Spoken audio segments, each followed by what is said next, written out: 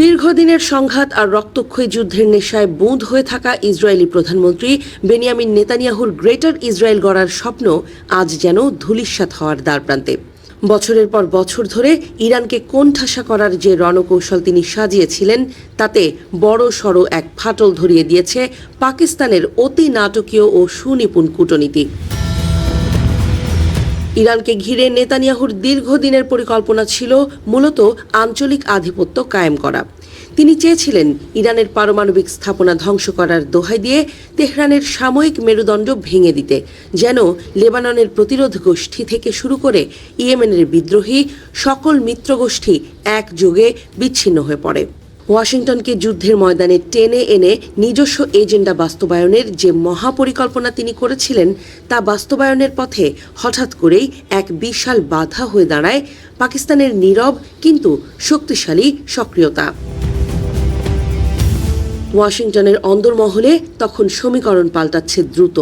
মধ্যপ্রাচ্যের অস্থিতিশীলতা যে মার্কিন অর্থনীতির জন্য চরম ঝুঁকিপূর্ণ তা বুঝতে পেরে খোদ ডোনাল্ড ট্রাম্পও বিরক্ত হয়ে ওঠেন নেতানিয়াহুর ওপর। এমনকি তাকে পাগল বলে অভিহিত করার ঘটনাও আন্তর্জাতিক মহলে জানাজানি হয়ে যায়। এমন এক সন্ধিক্ষণে পাকিস্তানের প্রধানমন্ত্রী শেহবাজ শরীফ ও ফিল্ড মার্শাল আসিম মুনির এমন এক সমান্তরাল কূটনৈতিক চ্যানেল তৈরি করেন যা তেল আবিবের সব হিসাব নিকাশ ওলটপালট করে দেয়।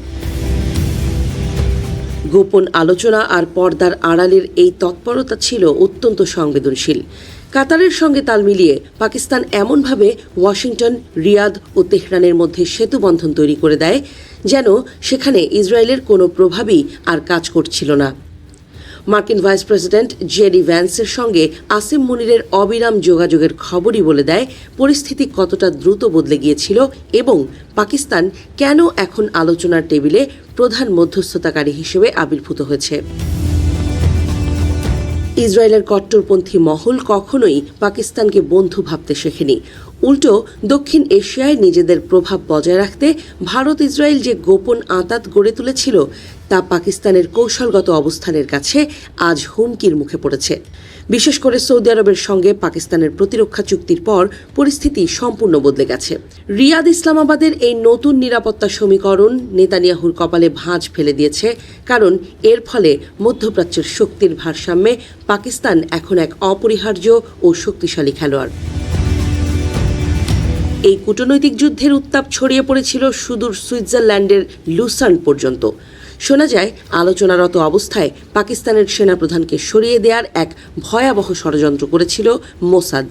কিন্তু ইসরায়েলের সেই গুপ্ত হামলার পরিকল্পনাটি পাকিস্তানের গোয়েন্দারা আগেই নস্যাৎ করে দেয় এবং অত্যন্ত কড়া ভাষায় হুঁশিয়ারি দেয়।